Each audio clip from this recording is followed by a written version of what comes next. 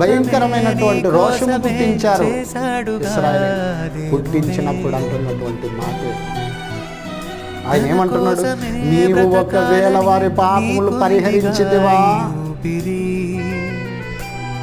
మంచిది దేవా కొద్ది కాలమే అని చెప్పి, ఒకవేళ పరిహరించితివా, లేని ఎడల నీవు రాసిన గ్రంథముల నుండి నా పేరును తుడిచిపెట్టమని బ్రతిమాలు కొనుచున్నాడు.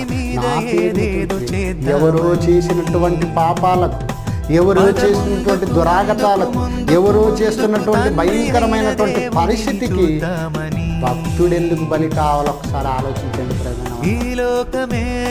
ఎందుకంటే భక్తుడు నా గొర్రెలు నావనుకొని ఎలా అన్నాడు?